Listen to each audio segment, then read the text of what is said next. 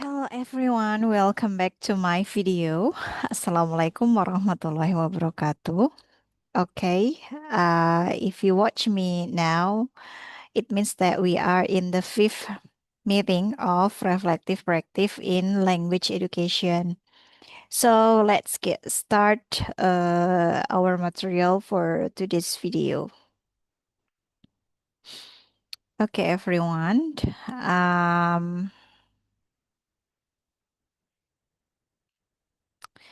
I will explain first the vision of Unilam, our faculty, and our study program, okay, one by one. So you will know and understand what is our vision uh, in Latan Samashiro University. Oke, menjadi universitas yang unggul, berdaya saing global, berjiwa entrepreneurship, dan berlandaskan akhlakul karimah. This is our vision in Latansa Mashiro University. And for our faculty, Fakultas Keguruan dan Ilmu Pendidikan, our vision is menjadi Fakultas Keguruan dan Ilmu Pendidikan yang unggul pada penyiapan bahan ajar berbasis digital dan edupreneur yang dapat berdaya saing global dijiwai akhlakul karimah. And the last one, our vision in our English Education Department is menjadi program studi pendidikan bahasa Inggris yang unggul pada penyiapan bahan ajar berbasis digital dengan pendekatan kearifan lokal, serta edupreneur yang memiliki daya saing global dijiwai akhlakul karimah. If you notice here, all of the vision ending with akhlakul karimah. It means that if you join us in Latan Samashiro University, you have to be a student that have akhlakul karimah, ya. So please become someone who have akhlakul karimah. So you will have a good deeds and you can do better in the name of Islam. Okay, now I will continue for our surah in this meeting. I will give you one surah, Quran Surah Al-Mujadalah, verse 11. Yeah,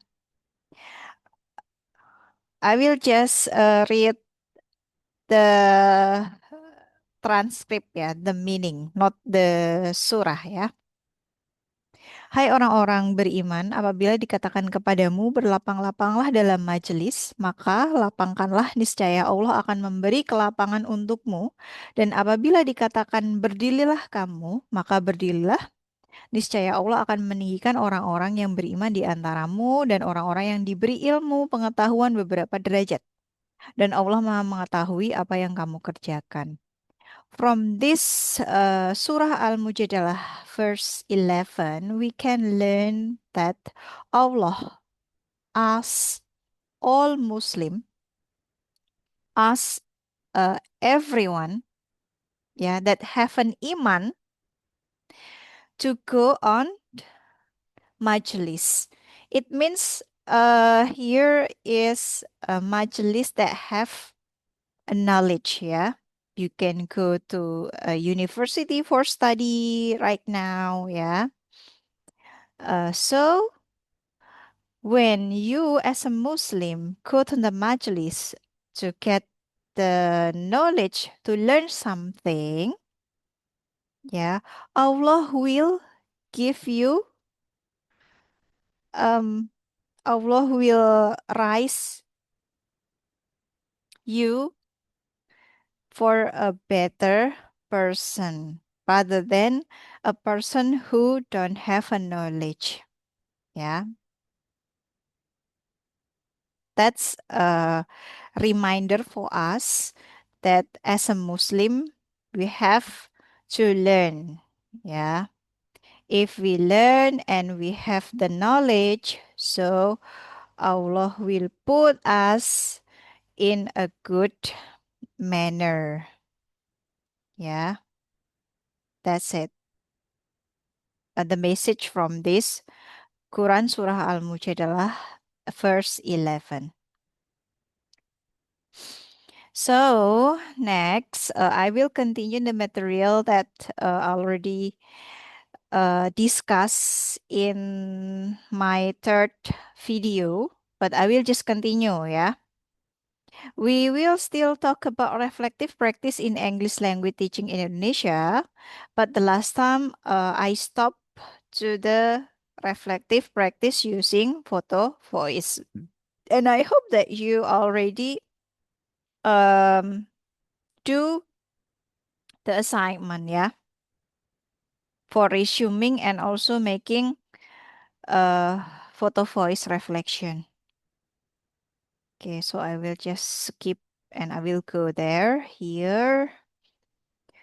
Okay, everyone, look at here. There is a operationalizing reflective practice and reflective practitioner. In this part, we will talk about more how to operationalizing reflective practice and we will become a reflective practitioner. Okay, look at here. Reflective and reflect reflection and reflective practice plays a pivotal role in teacher learning and professional development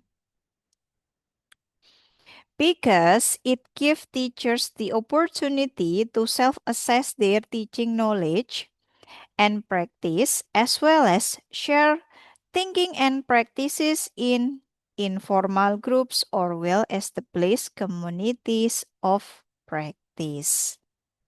Jadi di dalam konteks ini banyak ya para peneliti-peneliti yang meneliti di bidang reflective practice in teaching education ini mengatakan bahwa melakukan refleksi dan melakukan reflective practice ini adalah bagian terpenting dari peran seorang guru dan juga dalam pengembangan profesionalitas guru gitu ya. Kenapa? Karena dengan melakukan reflective practice, guru ini mendapatkan kesempatan ya untuk menilai dirinya. Menilai dirinya dalam hal apa? Dalam teaching knowledge gitu ya, and practice. Jadi dalam kemampuan mengajar dan praktek mengajar. Bersamaan juga dengan apa? Bisa sharing, berbagi cara pemikiran dan praktek. Baik itu di dalam kelompok yang informal atau komunitas praktek para guru. Kemudian, reflective practice documented in recent research has been operationalized in different ways, including learning through informed experience, evidence-based observation, and examination of critical incident. Jadi, di sini sampaikan bahwa pelaksanaan reflective practice ini sudah banyak didokumentasikan, ya, terutama setelah banyak para peneliti melakukan penelitian ini ya di bidang reflective practice ini. Dan dari situ juga telah ditemukan bahwa eh, pendokumentasian reflective practice terhadap proses belajar mengajar guru ini mengakibatkan telah terjadinya teroperasionalisasikannya gitu ya dengan cara-cara yang berbeda gitu ya. Termasuk bagaimana cara proses belajar mengajarnya, kemudian pengalaman guru mengajar gitu ya. Dan itu bisa dilakukan juga melalui bukti-bukti dari observasi kelas gitu ya, atau menganalisis critical incident, insiden-insiden kritis yang terjadi di kelas. Karena kita tahu bahwa di kelas itu sangat dinamis ya, jadi apapun bisa terjadi. Oke. Kemudian, regardless of the different approaches, it can be defined as a thinking about classroom events, experiences, or critical incidents before, during, and after their occurrence in a ways that allow for deep introspection and evaluation. Nah, jadi teman-teman, everyone, I would say that um, berdasarkan pendekatan-pendekatan yang berbeda, gitu ya, bisa diterjemahkan bahwa dalam pemikiran tentang classroom event ini, gitu ya, kejadian-kejadian yang ada di kelas, pengalaman guru mengajar, kemudian adanya insiden-insiden kritis sebelum, pada saat, atau sesudah proses belajar mengajar, ya. Ini eh, membantu gitu ya, membantu untuk guru ketika melakukan reflective practice ini untuk bisa mengintrospeksi dirinya lebih mendalam gitu ya, mengintrospeksi dan mengevaluasi. Tuh, sehingga apa? Ketika nanti ada kejadian yang sejenis, itu guru tidak lagi kebingungan harus melakukan apa dan harus bagaimana gitu ya, karena sudah ada, sudah direfleksikan, sudah disimpan gitu ya. Merefleksikan kan salah satunya kan dengan misalnya menulis journaling gitu ya. Teaching journaling itu kan salah satu dari reflective practice. Nah, itu bisa dilakukan untuk membantu gitu ya agar kelasnya lebih mudah gitu ya. Oke. Kemudian saya lanjutkan. Nah, di sini ada three level of reflective practice, or we can call it ecological perspective. Ini saya ambil dari teorinya Lerif ya, Relif 2008. Relif ini menyampaikan bahwa ada tiga level dalam melakukan reflective practice ya, jika dilihat dari segi perspektif ekologi. Yang pertama ada surface reflection, pedagogical reflection, and critical reflection. Jadi di sini ada tiga. Nah, kita akan ulas satu persatu ya. Apa itu surface reflection, pedagogical reflection, dan critical reflection? Oke. Nah, kita lihat di sini dari masing-masing perspektif ecological gitu ya dalam reflective practice yang disampaikan oleh Relief. Yang pertama dari surface reflection. With surface reflection, teachers emphasize technical methods to achieve specific goal. For example, shall we do it again and in a better way? Jadi maksudnya di sini surface reflection ini adalah refleksi di awal gitu ya. Maksudnya refleksi di awal ini bagaimana? Karena surface itu kan masih di permukaan gitu ya. Biasanya merefleksikan hal-hal yang berbau technical methods gitu ya. Dan itu untuk mencapai tujuan-tujuan tertentu gitu ya. Nih, jadi masih di surface-nya, masih di awalannya. Nah, bagaimana dengan pedagogical reflection gitu ya? Kita lihat di sini. Pedagogical reflection involve reflecting on instructional theories and approaches and connections between theory and practice.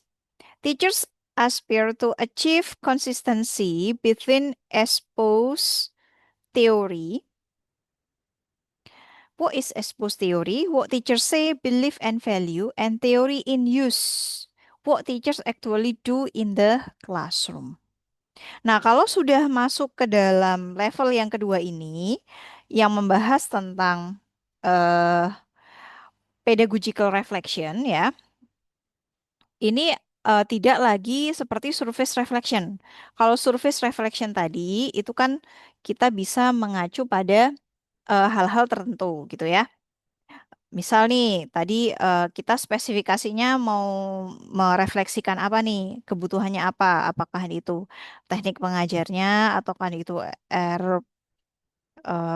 hal-hal teknik-teknik tertentu gitu ya. Nah, itu bisa kita selesaikan di surface reflection. Tapi kalau sudah mengacu kepada pedagogical reflection, karena ini ada hubungannya dengan merefleksi eh cara pengajarannya, pedagogi itu kan hubungannya dengan pengajaran ya. Nah, ini maka akan lebih kompleks gitu ya. Makanya di sini dikatakan dari pandangan ecological perspektif ini di pedagogical reflection ini mengkoneksikan gitu ya antara teori sama praktek gitu. Teori dan prakteknya di kelas bagaimana gitu ya. Sehingga nanti ini akan meningkatkan gitu ya konsistensi antara teori dan praktek yang digunakan oleh guru gitu. Jadi guru itu kalau secara teori bagaimana?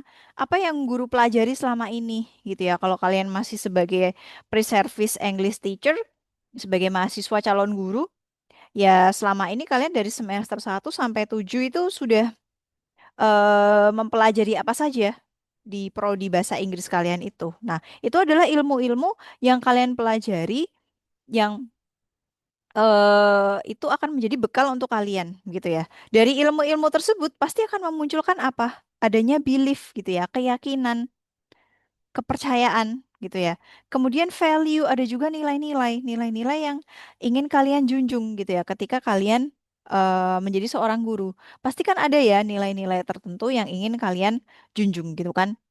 eh Entah itu nilai-nilai kedisiplinan, kemudian nilai-nilai kejujuran gitu ya, nilai-nilai kesabaran. Guru itu harus jujur, guru itu harus disiplin gitu ya untuk mengajarkan hal-hal positif, nilai-nilai positif kepada siswa kan gitu ya biasanya ya. Nah, itu adalah bagian dari teori gitu ya yang dipahami dan dimiliki oleh masing-masing guru.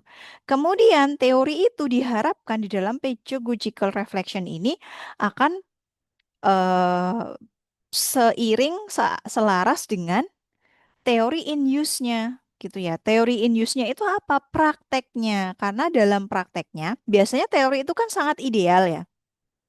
Tapi kenyataannya dalam prakteknya itu tidak melulu bisa sesuai dengan teori. Loh, di teorinya kan seperti ini, tapi kenyataannya tidak selalu seperti itu, gitu ya. Misalnya di teorinya, ketika kita mengikuti perkembangan zaman saat ini, gitu ya, yang sudah berkembang adalah praktek pembelajaran deep learning, gitu ya, menggunakan AI. Oke, itu kita pelajari tuh saat-saat ini, gitu ya, di kampus. Tapi bagaimana? Apakah itu juga bisa diterapkan di sekolah, gitu ya, tempat kita mengajar? Nah, pertanyaan itu bisa terjawab ketika kita sudah berada di lingkungan sekolah tersebut, sudah ada sekolah di kelas tersebut. Apakah kelas itu memadahi, gitu ya? Memadahi di sini maksudnya fasilitasnya mendukung atau tidak untuk melakukan pembelajaran deep learning, gitu ya? Yang paling hal sederhana saja, walaupun misalnya di kelas itu tidak memiliki infokus gitu ya, atau belum ada seperangkat alat PC komputer atau laptop gitu ya. Minimal aja lah ya supaya siswanya itu bisa mengakses internet dan eh, AI gitu ya. Itu kan minimal harus punya smartphone gitu ya. Nah, bagaimana kalau ternyata ada aturan di sekolah itu gitu ya, selama jam pelajaran, siswa tidak diperkenankan untuk mengakses smartphone-nya. Nah, itu kan repot lagi ya. Kemudian bagaimana caranya ini gurunya untuk bisa menerapkan pembelajaran berbasis AI. Nah, di situ yang kadang-kadang ada gap ya antara teori dan praktis. Makanya pedagogical reflection ini sangat penting dilakukan agar ketika terjadi gap-gap tersebut, kita tuh bisa sebagai guru tuh berinisiatif gitu ya. Harus melakukan improvisasi bagaimana caranya gitu ya untuk mengimprovisasi kejadian-kejadian dan kondisi-kondisi seperti itu. Tuh ya. Kemudian saya lanjutkan. Critical reflection involves teachers reflecting on the moral and ethical implication of their classroom practices on students and themselves as lifelong learners. Ya. Nah, jadi dikatakan di sini oleh Farrell 2015 bahwa di dalam critical reflection, jadi yang ketiga ya dari ecological perspective ini adalah critical reflection. Di dalam critical reflection ini, guru akan melakukan refleksi pada moral dan ethical implication gitu ya. Moral dan etika gitu ya. Di mana di dalam praktek mengajar khususnya kepada siswa dan dirinya gitu ya. Sebagai apa? Sebagai pembelajar sepanjang hayat ya, lifelong learners. Nih, baik. Jadi etikanya bagaimana? Karena ini critical reflection ya, jadi harus merefleksi secara kritis, gitu kan? Eh, bisa paham gitu ya, bagaimana nih dari segi moral dan etiknya. Kemudian, it involve an in-depth examination of both personal and professional belief system as well as educational practices. Ternyata di sini juga ditambahkan ya dari Crandall and Christensen ya 2016 bahwa critical reflection ini juga mengevaluasi dalam gitu ya, mendalam, in depth ya. Baik itu secara personal maupun secara profesional gitu ya terhadap sistem-sistem pembelajaran gitu ya di dalam praktek kependidikannya. Nah, ini. Kemudian, it is therefore important to view teacher critical reflection as a self-dialogue that not only allows practitioners to question, evaluate, and problematize their teaching belief, knowledge, and practices, but also leads to their transformation or reconstruction. Nih ya. Jadi ternyata dalam hal ini, critical reflection ini juga mengajak para guru untuk berdialog, berdiskusi pada dirinya, gitu ya. Tuh, untuk menanya, mengevaluasi tentang apa permasalahan-permasalahan yang mungkin muncul pada saat proses belajar mengajar, gitu ya. Dalam dirinya membangun profesionalitas diri sebagai guru gitu ya, kepercayaan apa nih yang dia miliki dan bisa jadi kan kadang-kadang apa yang kita percayai, apa yang nilai-nilai norma-norma kehidupan yang kita junjung itu suka ada tabrakan gitu ya, bertabrakan dengan kondisi-kondisi tertentu. Nah, kemudian ilmu yang kita miliki, praktik-praktik yang sudah dilakukan gitu ya, selama menjadi guru. Nah, ini nantinya akan menjadi atau mengantarkan guru-guru ini untuk proses transformasi gitu ya atau rekonstruksi lagi, ditata kembali gitu ya. Menjadi apa? Agar guru ini semakin profesional di bidangnya gitu ya, di bidang pengajarannya. Oke, karena sekarang itu tuntutan guru itu eh, banyak ya. Jadi guru itu sekarang tuh tuntutannya semakin banyak dan kualitasnya tuh juga semakin dipertanyakan gitu, kualitas guru gitu ya. Makanya kalau di Indonesia itu sudah pemerintah itu sekarang sudah mencanangkan harus ada PPG gitu ya. Kalau ada mahasiswa dari jurusan keguruan itu nggak bisa langsung jadi guru gitu ya. Harus ikut program PPG dulu dari pemerintah. Untuk apa? Itu tuh sebagai bagian dari reflective practice sebenarnya. Untuk apa? Untuk meningkatkan profesionalitas guru gitu ya. Makanya ini sangat penting gitu ya. Nih, pemerintah itu sudah sangat aware gitu ya dengan hal ini. Bagaimana menjaga kualitas kemampuan guru. Karena kan sekarang sudah ada AI juga, teknologi canggih gitu kan. Tapi tetap saja guru itu tidak bisa digantikan oleh AI, oleh robot gitu ya. Kenapa? Karena yang memiliki intuisi, kemudian bisa berkomunikasi langsung dengan peserta didiknya gitu ya, bisa engage, itu yang punya hanyalah manusia gitu ya, human being. Kalau robot, kalau teknologi itu tidak bisa karena settingan, di setting gitu ya. Nanti anak didik kita jadi settingan semua kan jadinya nggak bagus gitu ya, tidak humanis. Nah itu. Jadi kalau saya pernah lihat itu ada satu kelas itu ya memang sekolahnya sudah canggih juga. Itu biasanya kalau ada AI atau ada robotik itu hanya sebagai asisten guru saja. Jadi gurunya tetap human gitu ya. Tuh. Oke, kita lihat di sini, kita lanjutkan.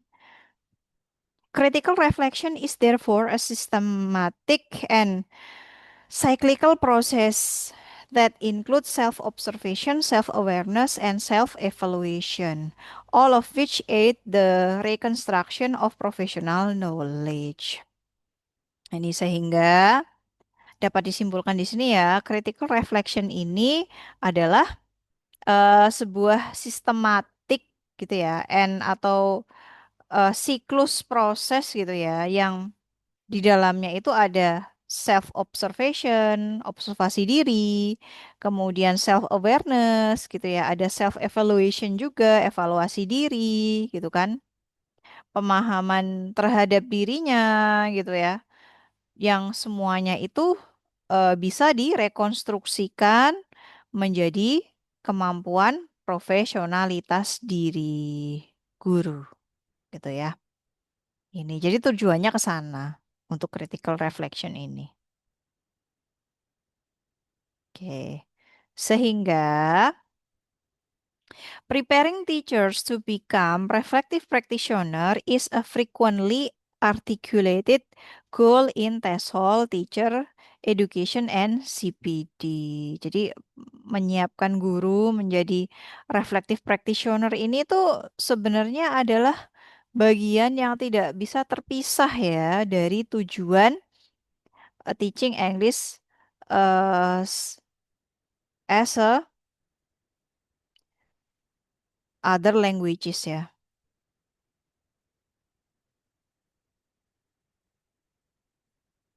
Nah ini, jadi sama CPD ya. Ini tidak bisa terlepas dari ini. The construction of reflective identity in practitioners has become a prominent theme within a transformative education discourse. Ini juga merupakan identitas gitu ya sebagai seorang practitioner untuk mentransformasikan pendidikan.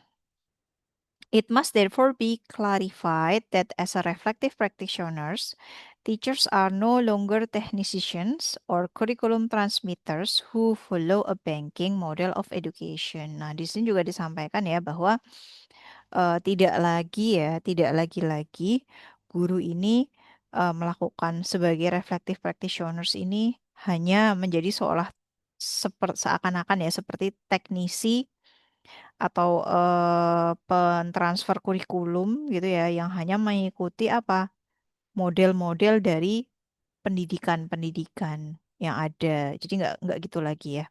Kalau sudah melakukan reflective practice, berarti they serve as autonomous decision makers who continually learn from their experience and reconstruct this experience through reflection. Jadi tidak lagi ya hanya ngikut-ngikut saja gitu ya, mengikuti aturan yang ada. Tapi apakah kita tidak boleh mengikuti aturan yang ada? Ya kita tetap harus mengikuti aturan yang ada. Tapi it doesn't mean ya kalian hanya mengikuti aturan yang ada saja. Tapi kalian juga harus menjadi autonomous decision maker. Autonomous decision maker di sini maksudnya adalah guru itu harus bisa menjadi autonomous itu kan independen ya, mandiri ya. Jadi pembuat keputusan yang mandiri. Karena guru itu juga punya ranahnya sendiri.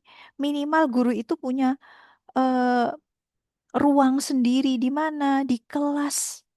Setiap guru itu pasti punya ruangnya sendiri di kelasnya masing-masing gitu ya. At least di kelasnya tempat dia mengajar mata pelajaran yang dia ajarkan. Nah, di situ dia berkuasa mutlak gitu ya terhadap dirinya dan juga terhadap siswa yang dia ampu di situ. Nah, dari situ dia bisa melakukan banyak atau memutuskan banyak keputusan-keputusan penting gitu ya.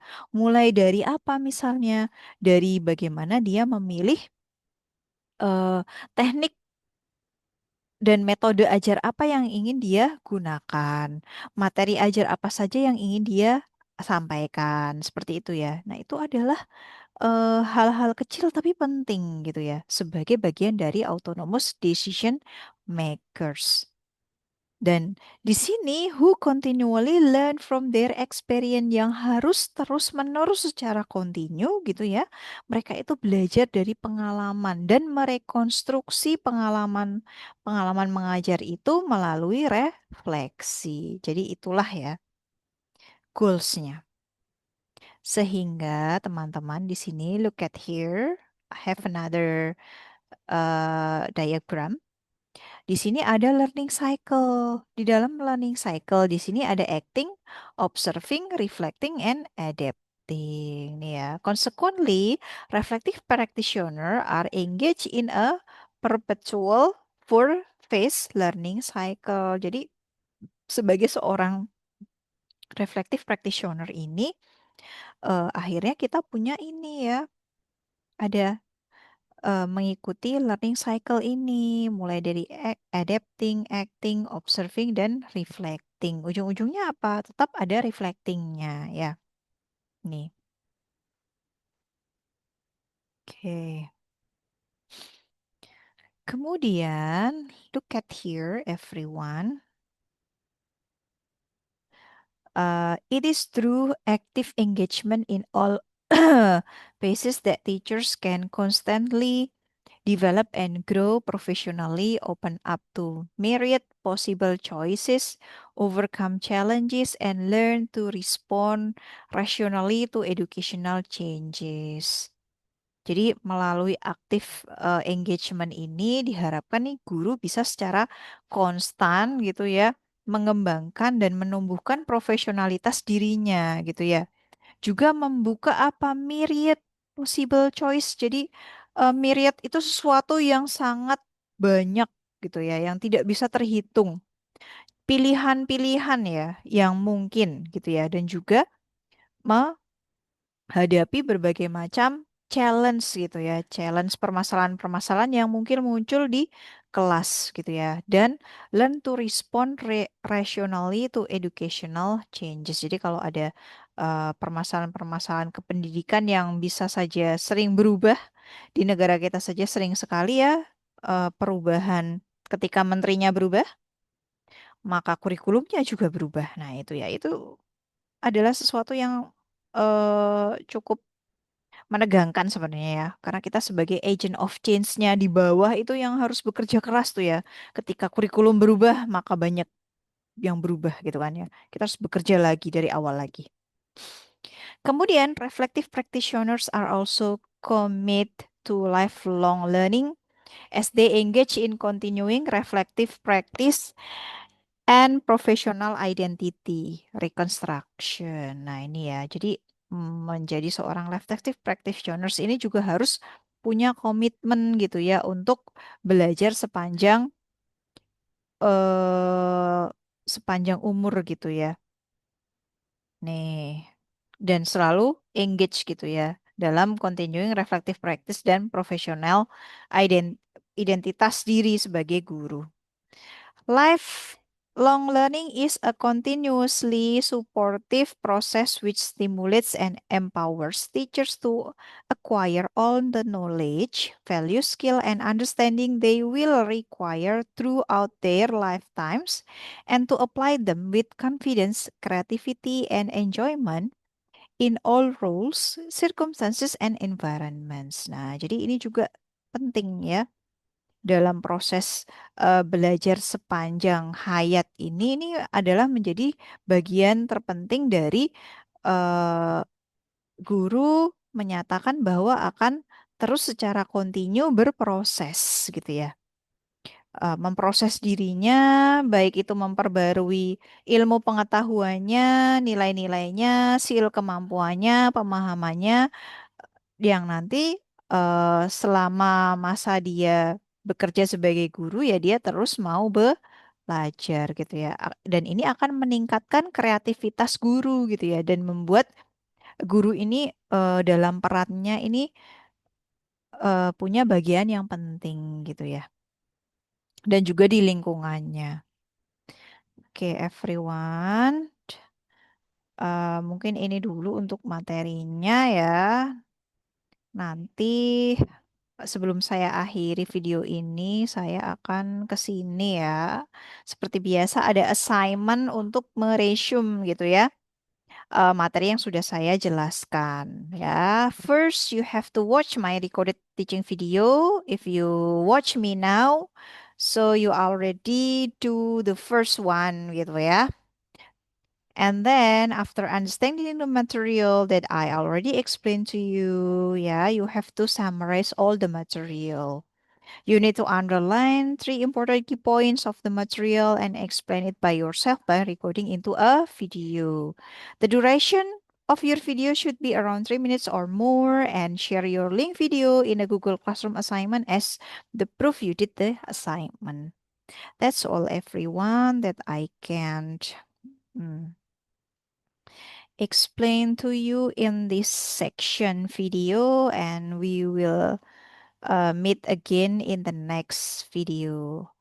I will close. Assalamualaikum warahmatullahi wabarakatuh. See you again in my next video. Bye.